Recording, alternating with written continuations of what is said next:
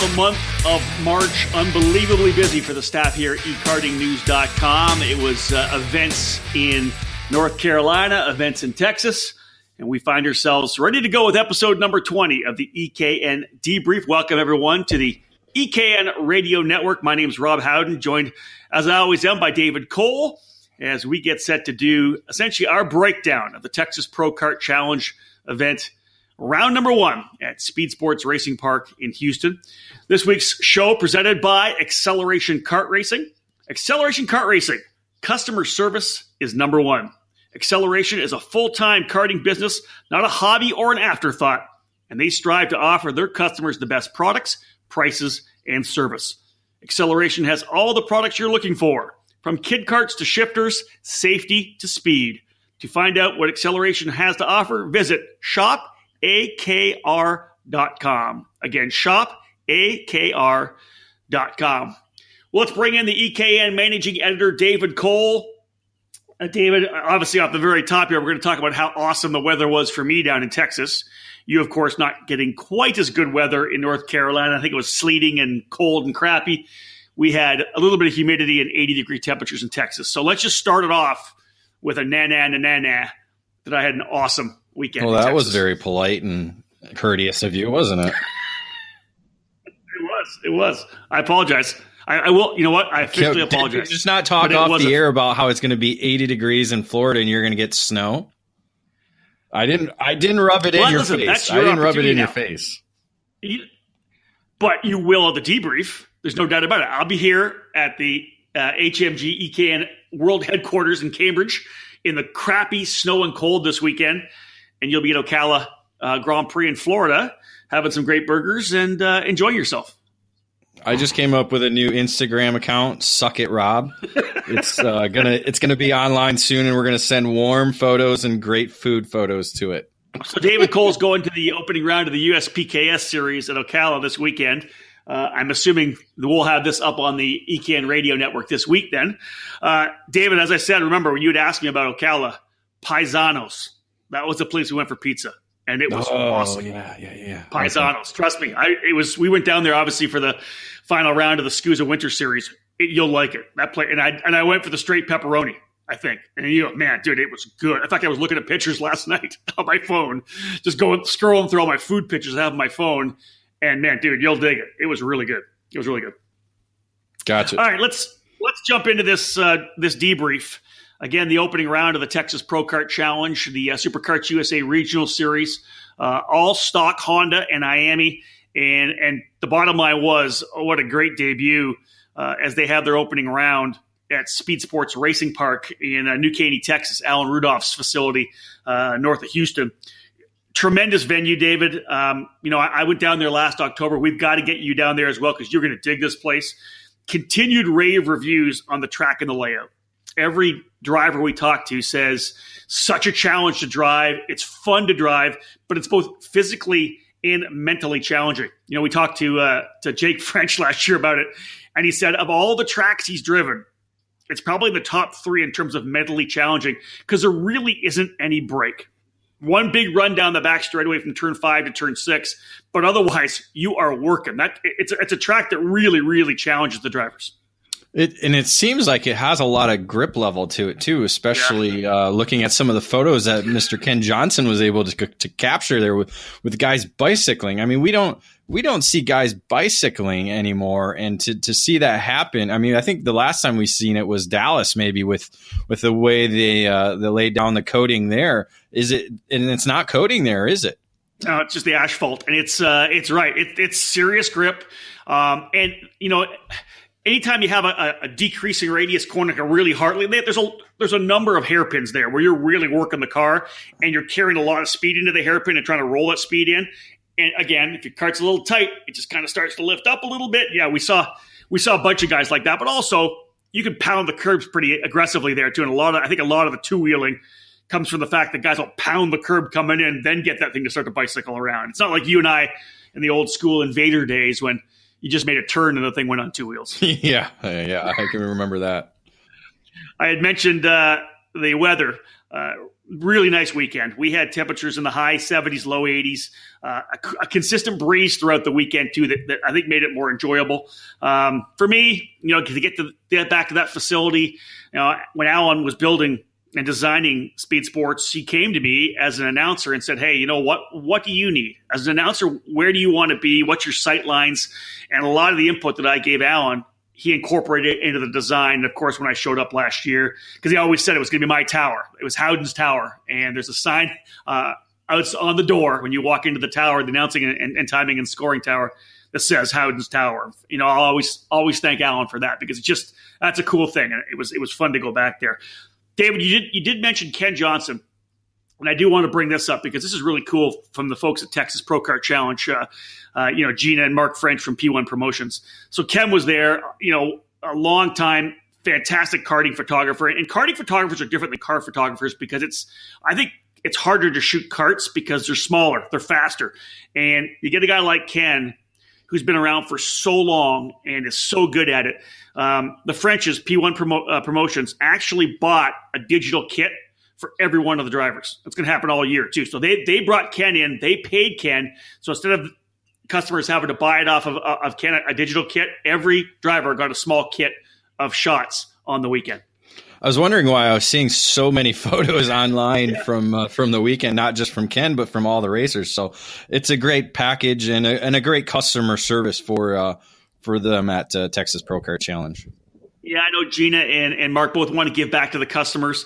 And you know what? Here, as we do the overview from the event, let's go into the fact that there was even more. Last year we had 74, I believe, at the season finale, which was, the high watermark for 2017 for the Texas PKC. And they went to straight SCUSA classes. They essentially dropped the road tax program, as it has been in many areas around the country after road tax kind of collapsed.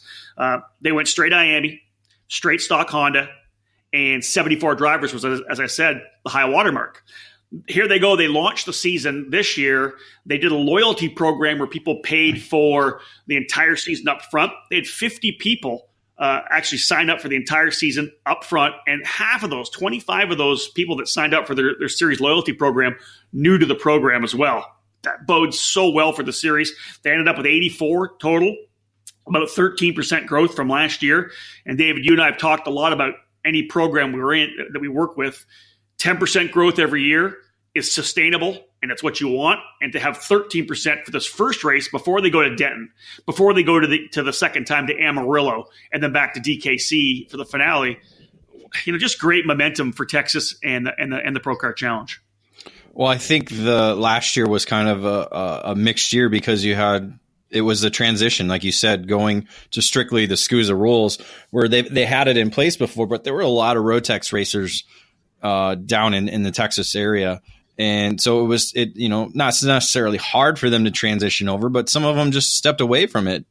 And so now that they have some type of stable ground, I think you'll be able to see this program continue to grow. And 10% is phenomenal to go from the end of last year to this year. And then we won't necessarily see that maybe between events, but as maybe a 10% growth from this race to the last race of the year might be one thing that would be a positive moving forward with the Texas Pro Kart Challenge. Yeah, agreed. 84 drivers at the start. If they get another 10 to 15%, they're going to find themselves over 100. And we've always used that 100 mark as that benchmark for a regional series. You look at 200 for a national program. So yeah, I think things are going in the right direction. And you did say it. There was some turmoil in karting in Texas. They used to have a really solid road racing program down there with the SWRA. That's now gone. So I think things are kind of settling in. And of course, obviously the development of the Speed Sports Racing Park, that brand new facility, on the heels of the development just a couple of years ago of the Dallas Karting Complex, they're really, there's a couple crown jewels in terms of racing in Texas. And I just think things are going to be good. Now, looking at the numbers, they actually were down a little bit in micro, but that's because a bunch of drivers graduated up to mini. They were also down in mini. They had 23 last year at the finale. They had 18 to start the season, which are still good numbers, but 8 drivers graduated up to junior. So they actually went from 14 to 19 in the junior category. They went from 11 to 16 in X30 senior, which I think is really important. Masters, they only had 1 Masters last year at the finale. They had 9. So it was a standalone Masters class, which I think was awesome. In the shifter kart category, they were down. I think they had 20-something last year or 20, and they only had 16 this time. But when you look at the actual categories, the same amount of S2s, and they actually had one more S4. What they don't have are any of the S3s. Those drivers actually transitioned in, and there was no S1s. So we'll see, I think, more S1 drivers come back. Riley Dickinson's going to come back. I know that Sky Finley's looking at coming back. I know Jake French is going to run at Denton for their next race. So really, turnout looks good. And there are guys that weren't there. There's a good possibility they may be able to get to 100 when they get to Denton. Well, I think I was going to cut in. I think part of the issues with the stock Honda program is, again, nationwide is where is this program going? So a lot of people still aren't buying in. We were seeing that now at the local level. So it's kind of, so that's maybe why they're hurting and not getting any S3s there, because people aren't buying into the package, or even the shops aren't even buying into the package and promoting it when they're trying to get new customers. And the other fact too, some of these S1 drivers are in school. I know, like Austin Wilkins, he's in college right now. He has no time to go racing. So, there's a lot of factors into why I think the stock Honda program is suffering down there, because at one time Texas was the place to race stock Honda. There's no doubt about that. And I think that kind of lays down the fact that Superkarts USA needs very soon to kind of lay out their 3-year plan. What are you guys going to do? We know that the IAME shifter is coming. Make the comment, make the statement, confirm where it's going to be for 2019, 20, and 21. The stock Honda is still going to be great for guys in S3 and S2 or whatever it may be. They just got to figure out what they're going to do so that people can go say, hey, you know what? I can get a stock Honda for $4,000 now or $3,000. I'm going to buy it because I know I can race it for the next 5 years. I think that is going to be the key in trying to get stock Honda, at least the shifter kart categories in Texas, kind of stabilized a little bit. All right, let's go to our first break, David. We got things underway. We fired up the debrief, episode number 20. We have our overview of what we saw at the Texas Pro Kart Challenge. Again, round number 1. This is what the topic is of our debrief here today. After this break, we're going to come back with the paddock pass, and I'll talk a little bit about what happened in the paddock, some of the cool stuff that actually happened throughout the weekend. Since 2003, K1 Race Gear has been a one-stop shop for all your indoor and outdoor karting needs. From racing shoes, suits, and driving gloves to chest protectors, rib vests, accessories, and bags, K1 Race Gear provides quality karting products for the enthusiast and the professional alike. We have an incredible lineup of K1 karting suits designed to fit everyone's budget. Check out our entry-level GK2, the new Apex 2, and our top-of-the-line Speed 1 suit. Then, choose from our Apex and RS1 karting gloves and add in our K1 shoes, rib protectors, and neck collars. If you need a custom suit to support your sponsors, we can create a custom look as unique as you are. As you would expect, our custom suits are made to order. With pricing as low as $495, you're sure to find a suit that not only satisfies your racing needs, but is easy on the wallet as well. We take care of all of our customers at K1 Race Gear, not just the ones with deep pockets. Visit K1RaceGear.com today and get everything you need for your next racing season. Welcome back to episode number 20 of the EKN Debrief, April 4th here in the EKN Radio Network studios. We are breaking down the Texas Pro Kart Challenge, round number 1, which took place in late March at Speed Sports Racing Park in Texas. The Paddock Pass, presented by Kart Sport North America. David, just walking around the paddock, being there, super, super positive atmosphere. Everybody just excited to get things underway. One of the cool things we saw was PSL Karting had come over. They were in Florida for the final round of the Florida Winter Tour. They decided to come across to check out Speed Sports Racing Park. Of course, Alan Rudolph and Speed Sports, one of the Burrell Art dealers in Texas. In fact, got the distributor in Texas as well. So they came to support it. So there was that big, huge paddock trailer and awning and everything in there. Just kind of helped out the atmosphere a bit. Anytime you get certain drivers. We talked about, we will talk about the battle between Jake French and Ryan Norberg. There was just a lot of cool stuff that they put together. Well, since this is a paddock pass and you talked about the big tents being there, I kind of want to ask, I mean, we've talked about it the first time you were there, the size of the paddock there, because I've seen a couple aerial photos with Ken Johnson's drone going up in the air. It seems like there's a bit of space there, but it's not the space that we've seen at like Phoenix or Newcastle where there's tons of room. What with the two big haulers there and a lot of the other trailers in there, how was the spacing wise there? Well, again, DKC was there with their full hauler. PSL was there with their full hauler. Again, you've got 84 drivers. If you're leaning towards, hey, can we do a SCUSA Pro Tour race there? You got to think 3 times the amount of people. Right? You're looking at 240, 250, right? So 3 times the amount. Now, I will say this, and now I'm waiting to see pictures. I haven't got it yet, but I was told when we left that the week after we left, Alan Rudolph was bringing in the crews, and they were paving the entire paddock. Now, because it's not paved and it's gravel and there's dirt pushed back, you couldn't really see the full extent of how much paddock they could actually use. Now, David, I would think that you could probably shoehorn everybody in. There'd be no cars in the paddock. There'd be no trucks, no toters, no RVs, because there was a bunch of RVs in there. There'd be no RVs. Now there is sorry, go. So kind of like the Rio. What we kind of have to do for the Rio, where it's exactly. tent trailer, and then walk yourself in. You do have the RV spot next door, so that's kind of a convenient place. If they have like maybe a pathway to get between the two facilities, would be even better solution for especially those that haul with a toter home or an RV. But it just looks like that they're continuing to make improvements to the facility, because that's one thing that we always see with different tracks that we go to throughout the country. Well, I know Alan was making some big moves in terms of getting that particular parking lot paved. He's going to get the thing paved down. And again, as you said, there's an RV park very close. I think key to being able to do this, because there's a small parking lot out front of the Pro Track. It probably holds 40 cars, 50 cars max. Now, right across the road, they're actually building a water park.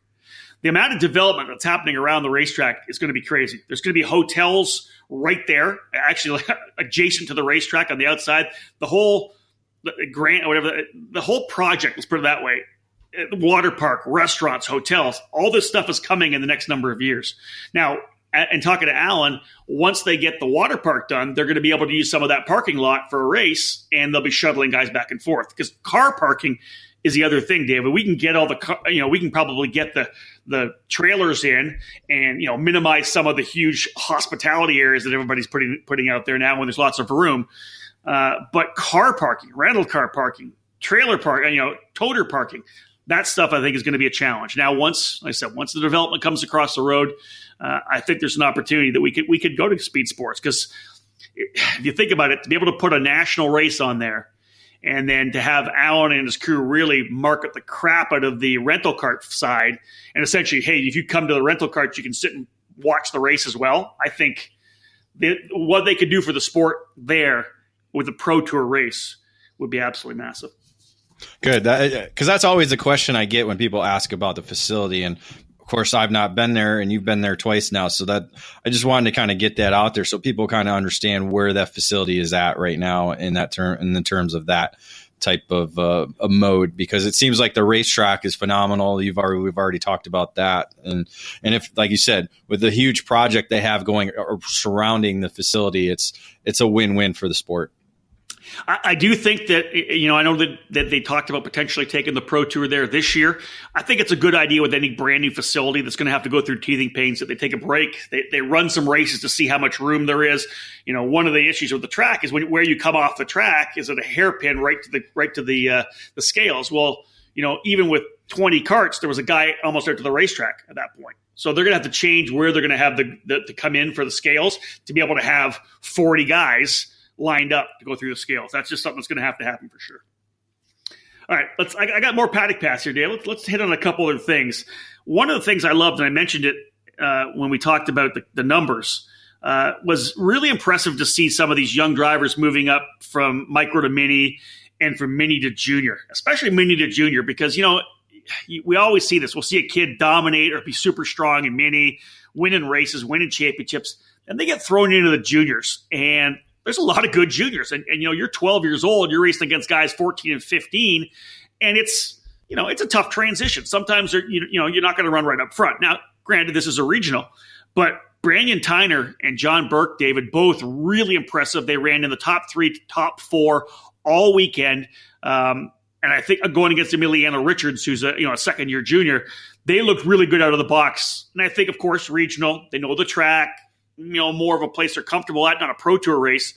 But for them to come out of the box and look so good in junior, that's something, in terms of paddock pass, I wanted to mention, because 2 young drivers didn't seem like they were phased at all coming into junior. Yeah, that's always one thing that you want to use the regional programs for, especially these 2 guys who are racing at the national level, is to use these regional races to help groom yourself a little bit more and become more familiar with the bigger size karts that you have in the junior category compared to the cadet level models. So, regional racing, you always, it's a room to grow. Whether it be a club guy that's looking to extend his reach and improve his racecraft, or a national guy who's learning to become more comfortable with the kart or the engine or just the overall package, and just becoming more familiar with hitting your marks or just driver techniques.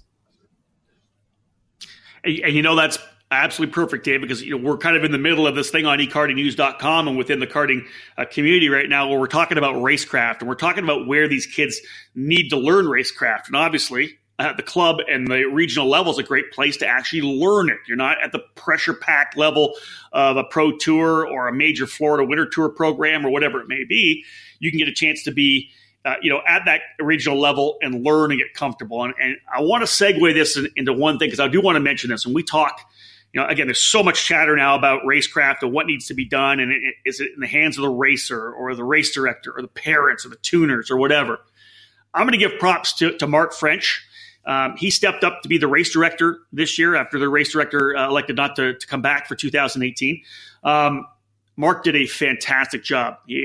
Good basic drivers meetings, kind of told them what he expected. And again, a one-day deal. And that's something we'll bring up as well after this, because it was a 2-day program, not the regular 3-day. Practice Saturday, race on Sunday.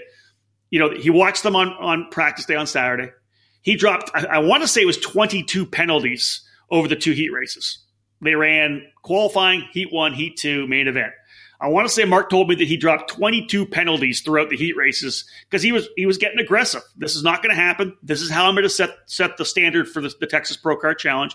And I want to say there might have been 1 or 2 penalties. That's it in the finals. So the kids and the older guys too, the adults, the seniors, the juniors, they all got an expectation of how they were going to be allowed to race. And I thought Mark did a fantastic job. His crew did a great job. He was able to connect with everybody. I'm privy to listen on the radio while I'm announcing it at times. I'll tell you, I was extremely impressed, and I thought he laid down the law from the get-go. I think when they get to Denton, racers are racers. He's going to do the same thing. But he was aggressive enough through the heat races that the main events were really, really good. Well, that's key when you're becoming a race director for the first time, and I'm wondering if it's because we see a lot of race directors come in as racers themselves. Mark's been always kind of the guy on the sideline. He's maybe been in a kart maybe 3 or 4 times that I know of. He's a former BMX racer. I know he's done a lot of things in 2-wheel stuff. So I'm wondering if being on the sidelines and seeing it as not only a parent, but as a mechanic and a team manager type role, if that's helped him to be to be able to come out and be a very positive race director. I think so, David. I think that when you have different experiences, unique experiences, and I think when you've been the mechanic, the father, he knows how he wants to talk to. He knows how he wanted to be talked to as a father, as a mechanic of his son.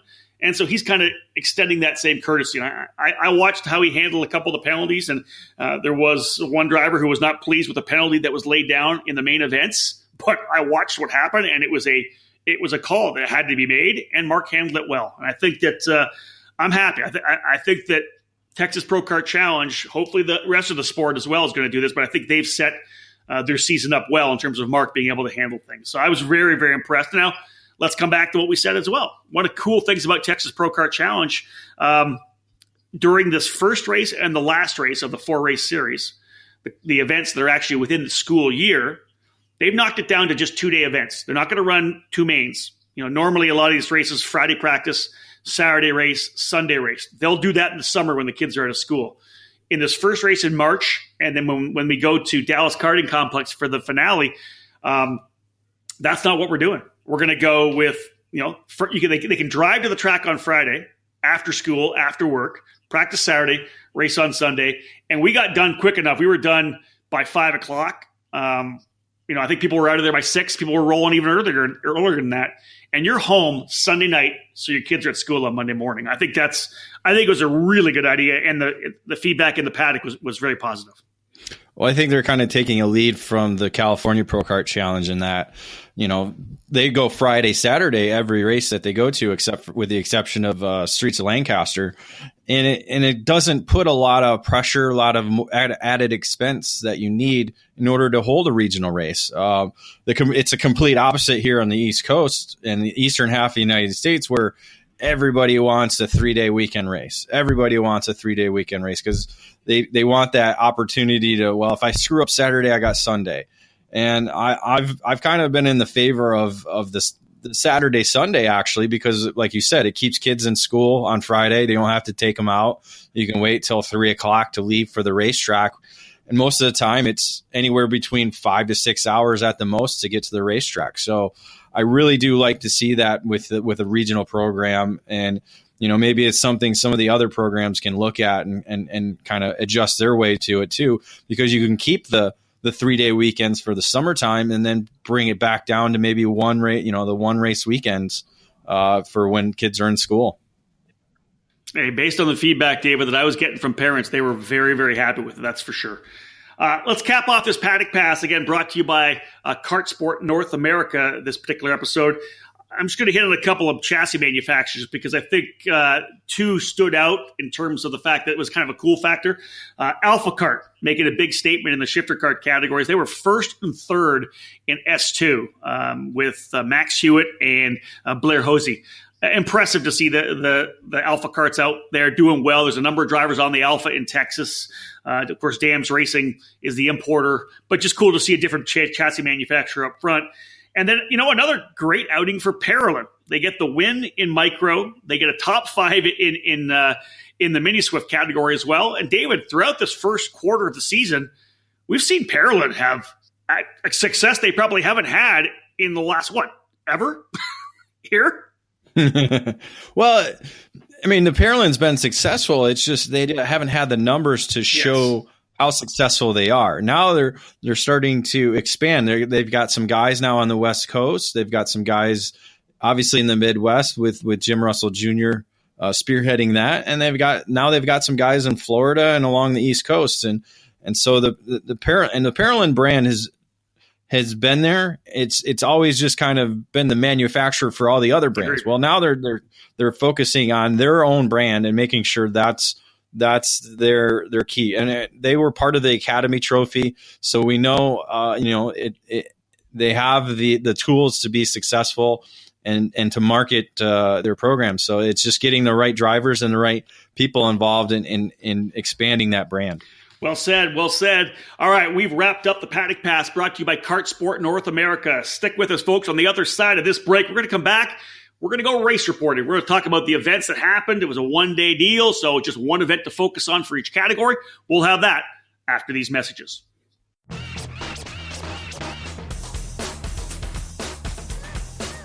Like most everything else, karting has always been big in Texas. But these days, it's just getting better and better. Top quality facilities and tracks, truly among the best in the country, dedicated kart shops, and a pure SuperKarts USA Regional Series with incredible year-end prizes. That's right, it's the Texas Pro Kart Challenge. The series is dedicated to offering the best program possible. The national level officiating and technical staff, top quality facilities, exciting prizes, and full e-karting news trackside live coverage with play-by-play by me, Rob Howden. Our next race is just 2 months away, so make sure to mark it on your schedule. We're going night racing on June 7th, 8th, and 9th at the iconic Denton facility. It's PKC under the lights. It's the best racing in Texas, so come challenge yourself and push it to the next level. For more information, visit TexasProKartChallenge.com.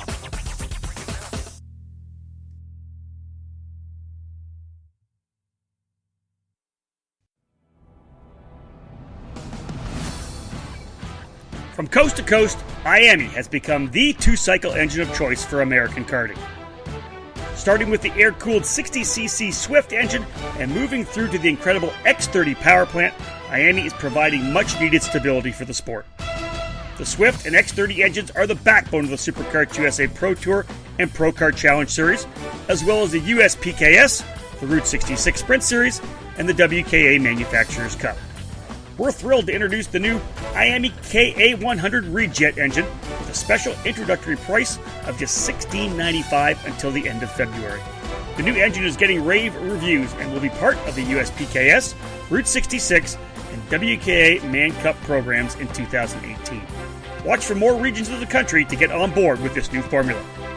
We have 2 distribution centers in the U.S. to serve you well. Miami East in Mooresville, North Carolina, and Miami West in Temecula, California. The momentum is continuing to build, so it's time to make an investment in stabilizing your engine program. For more information on Miami, head to the website for your region, MiamiUSAEast.com or MiamiUSAWest.com.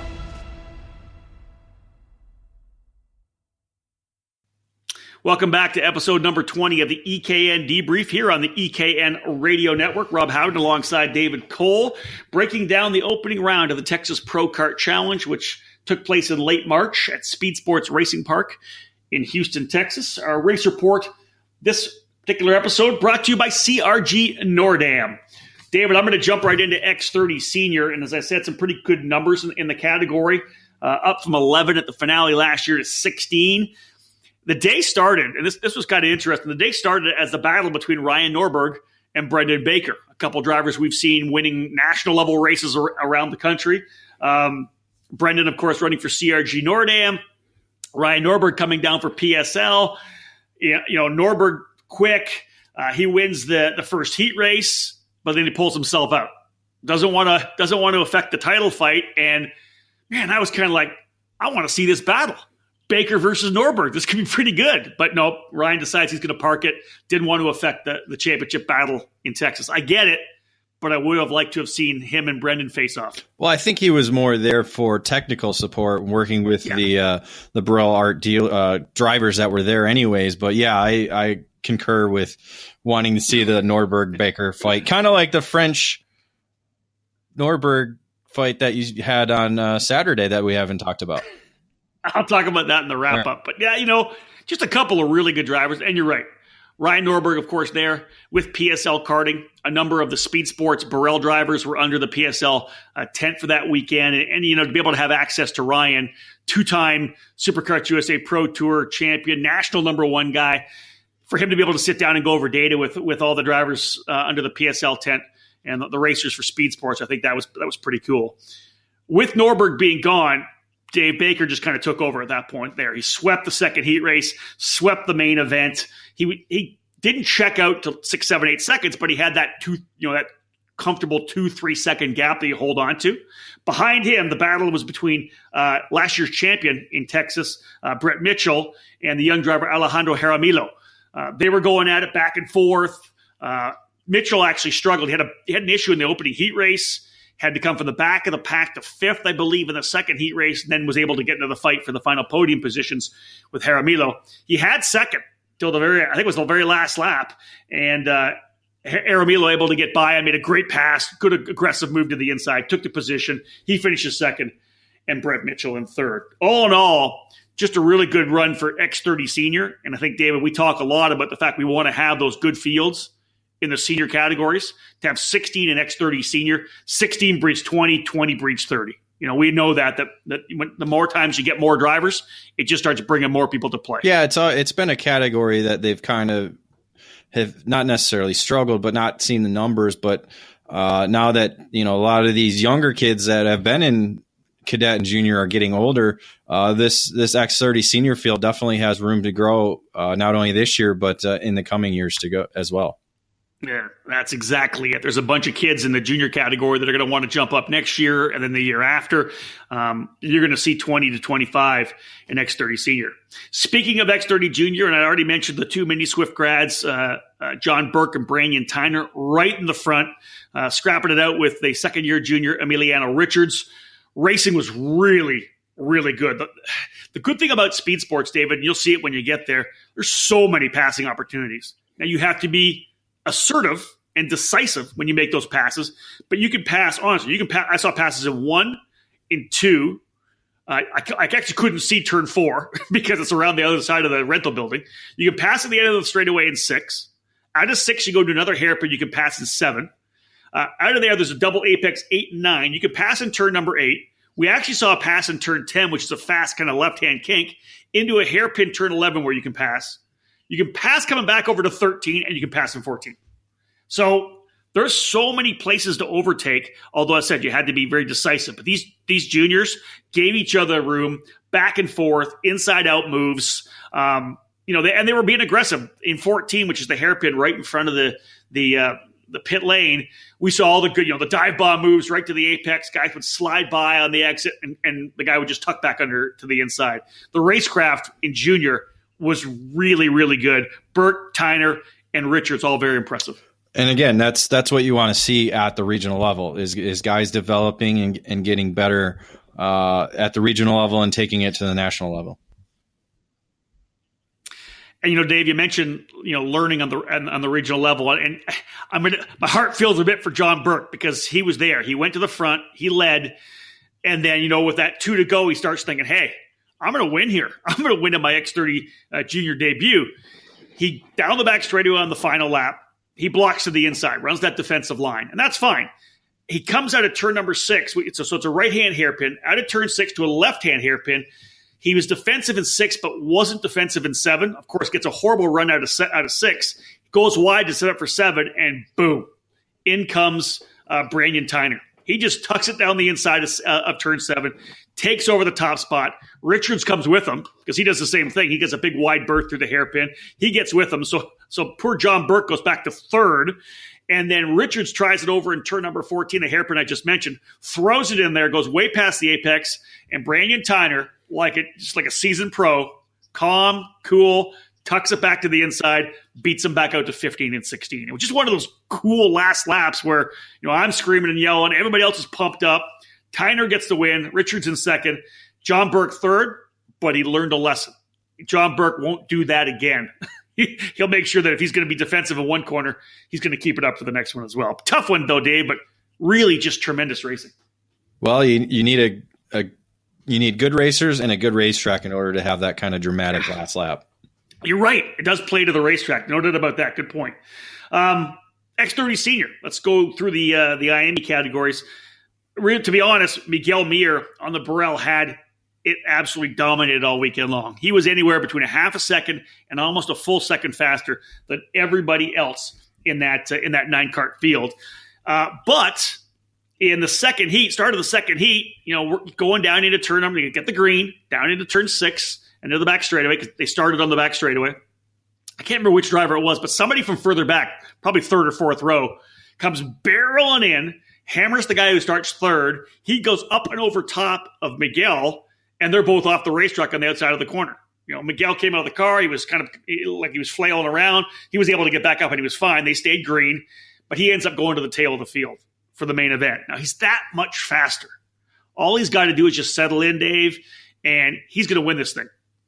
Well, lap 1, I want to say lap 1, he was in 5th after starting 9th. I want to say lap 2, he's already in the 2nd spot, putting the pressure on Keith Harless, who had started on the pole and had led. And it was either lap 2 or lap 3. They come to the turn 14, the same hairpin where all the action happens. And he absolutely just throws it inside of Harless and major contact with the front of the car, hits Harless. Harless kind of almost goes off track, and Miguel's able to continue, but it was serious contact. And as I saw it happening, I'm like, well, that's a penalty. It was just absolutely no question whatsoever. the tough, and he does end up getting docked a spot. So he goes on and walks away to a win, 5.5 seconds or whatever it was, a major win for Miguel Mir, but he loses that spot for that aggressive move on lap number 2 or lap number 3. David, it just didn't need to happen. He was that much faster. He could have settled down and got him on the back straightaway. But you know what? You don't have to put the visor on. You just get you get a little aggressive and you want to lead.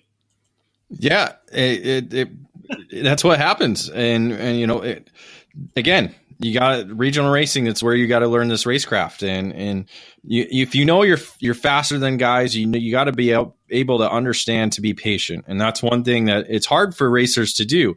Even guys who are out to a big lead, it's hard to take a lap off because you don't want to make that mistake that either drops a wheel and spins you off or maybe clip a barrier if you're at a temporary circuit. So it's just making sure it's all about making minimal mistakes or any mistakes at all. That's what separates the good from the bad. And the crazy thing is, I think everybody who was in the standing on the fence watching it in the paddock was just blown away. They're like, did you actually just do that? You're that much faster than everybody, and you just essentially drove over the guy, as soon as you got to him. So, hopefully Miguel's got the speed. Hopefully he'll settle down. He'll learn from that, just like John Burke learned from his mistake in X30 Junior. He'll learn, get a little more patience, and I have a feeling he's going to be the guy to battle for the X30 Masters Championship. Let's move to Mini Swift. And this one, Dave, all about Aiden Rudolph and Jack Jeffers. They were absolutely the class of the field, led the field all weekend long. Rudolph qualifies on pole.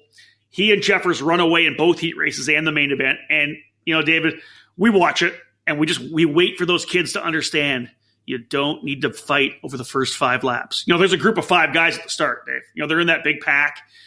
Rudolph sat on the back of Jeffers and just kept pushing, and they just kept pulling away. And it was just so cool to see that development, that understanding and that maturity where both Aiden and Jack didn't race each other. They just pulled away, and in the end, it was going to be a 2-driver battle in both heat races and the main event. Well, it's some good coaching right there, I can tell you that. No, it was the one race I got to listen to, and it seemed like, Jeffers was just waiting for his opportunity there on that last lap and just wasn't quite able to pull the trigger on Rudolph. Well, to be honest, Aiden kind of caught me off guard. For the first, I think 3/4 of that race, he sat on Jeffers' rear bumper, pushed him out. We're going to take it off. It's going to be you and I. Now, you figure Rudolph is going to wait for the last couple laps? No. Lap number 5, I think they did a 14 lapper. So lap number 9, he pulls the trigger. He goes to the lead. And I'm like, there's 5 to go. This could get interesting. And Jeffers just tucked back in. It was his time. He was going to wait. And then he just threw absolutely everything at Aiden on the final lap. And Rudolph was able to hold him off. He scores the big win. Bottom line was, it was just 2 really good young drivers who have shown some really impressive improvements in racecraft. And they just kind of handled it. Right, Dave? It wasn't, we're not going to battle. We're not going to make any mistakes. They handled the day completely. It was really impressive to watch. It's always good to see that, because that's what we see in the Mini Swift category right now is just a lot of young drivers that are growing as a driver, and being able to measure their opponent. It's a chess game. Racing is a chess game, is a strategy. It's not just, can you be the quickest guy out there? It's learning the different ways of being fast, but also the different ways of passing and strategizing how you want to be at the front at the end of the race.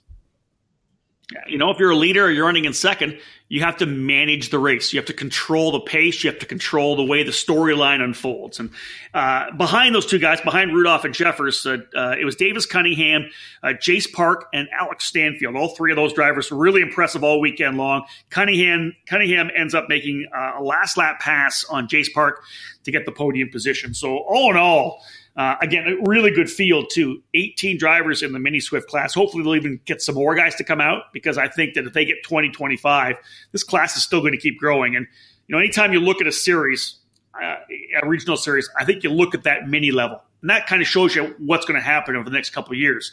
Micro's brand new. You get a couple kids in there, you're going to get 10.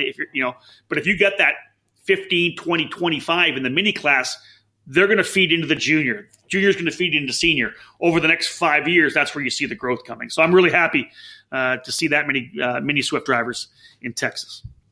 Let's cap off the Miami race report, again brought to you by CRG Nordam, with a look at the Micro Swift class. Again, as I said, 6 drivers in total. Caleb Gaffera and his dad, Chuck, roll in. They decide they want to come out and check out Rudolph's track. A lot of success in the Florida events, the Winter Series and the Winter Tour. They come in with a full head of steam, some confidence. And Gaffera, though, doesn't get in until midday on Saturday. They actually missed their flight coming in. So he doesn't get as much practice as he wants. But still, out of the box, David, showing the confidence, the momentum he's got off the winter programs. He ends up being the bottom line, the fastest guy all weekend long. Picked up the track real quick, and in fact was the fastest in final practice on Saturday, and then swept all 4 sessions on Sunday. Yeah, I think it was a last-minute deal for them to go over. I think Jim Russell Jr. had some of their equipment already. They weren't scheduled to race at the WK race, which was in their home track where I was at. And so I think it was a good deal, and I think that's one of the things, again, with regional racing, it's going around and learning new tracks, and that's one thing that Caleb was able to do really well and score the victory. I say this all the time because, of course, I do the play-by-play for the Mazda Road to Indy as well. If you think taking your kid to a track and letting him test for a week beforehand is preparing him to be a race car driver, you're wrong. Because when you go to St. Petersburg or Toronto or even whether Barber, whatever it may be, if you're in the USF 2000, there's no practice. You get 1 practice session right into qualifying 2, and 2 races. 5 sessions. And this was really cool because Caleb didn't have any time on the track. I think he had 3 or 4 practice sessions on Saturday right into racing. So I think it was really good for him to really have to pick the track up quickly. Now, behind him, there was some awesome racing. Ethan Thomason was super fast. And I say that Gaffera kind of handled it. He did, but Thomason had the fastest lap in both of the heat races, and he actually ended the day in second ahead of Santiago Duran. So Thomason, I don't see Gaffera coming back for the whole series. They may come back for another race if they want to have some fun. But Thomason showed really good speed, and I like seeing that in the mini Swift category, Dave. There's some really good drivers, and again, brand new, super raw, getting a feel for it. They've run at their club level for a year, and they're coming to try some regional racing. This is going to be a good class. Again, developing all this young talent. And then it's another category that the series can grow with the tracks like with Speed Sports and DKC and just growing at the, getting them from kid karts and going right into the micro category. All right, folks, we have one more break here. Come on back. On the other side, we're going to talk shifter racing at the Texas Pro Kart Challenge. Cometic Gasket is a leading worldwide supplier of gaskets and engine sealing solutions for karting, automotive performance, power sports, original equipment, and the remanufactured engine industries. Cometic karting gaskets are available as OE replacement top-end kits or as individual gaskets and seals.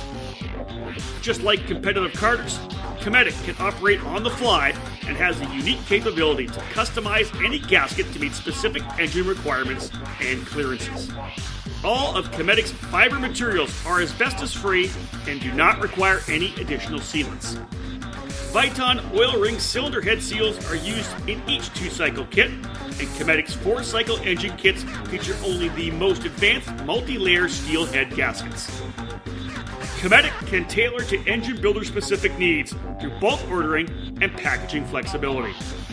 Cometic gaskets are must-haves for championship-winning teams across multiple disciplines of both professional and amateur motorsports. Cometic Gasket, sealing championships since 1989. With over 35 years of manufacturing experience, Precision Karting Technologies is the leader in American-made components. We produce high-quality products, led by our full line of chromoly and mild steel axles. Metric or imperial, standard or custom, we have what you need. Collars, keys, bearings, we're the source for axle components in the USA. We're not just axles either. At PKT, we can manufacture motor mounts, hubs, brake rotors, and even GoPro mounts. We're also the choice for axle and chassis straightening. We've designed a dedicated table for the sole purpose of straightening and laser aligning your chassis. If needed, we have the capability to cut, replace, and weld portions of your chassis as well. Big crash bent your frame? Send it to us. Broke a spindle yoke off in a wreck? We can replace it. You don't need to toss that expensive frame in the trash bin. We can fix it. We can repair and straighten chassis, and we CNC machine the finest karting products in the country. With over 70 dealers throughout the US and Canada, it's easy to choose PKT. Family owned and operated, proudly made in the USA. PKT. What's in your cart? Welcome back to episode number 20 of the EKN Debrief. Rob Howden and David Cole breaking down the Texas Pro Kart Challenge. Dave, I'll hammer through the shifter kart categories here as the time is getting short for this particular edition of the Debrief. S2, semi-pro, stock Honda. What a battle. Blair Hosey, Ryan Kinnear, Max Hewitt. Awesome opportunity for both of those young drivers to go against a guy like Kinnear. Veteran driver, former national number 1 in the S4 class, national number 2 here for this year. They went at it back and forth. Hosey quickest in qualifying. Kinnear smoked him, I think, off the start because he started second. I think he hole shotted him in all 3 races. So Hosey can work on the starts a little bit. But once they got into the main event, it was wild. Kinnear gets the hole shot leads. Hosey goes to second.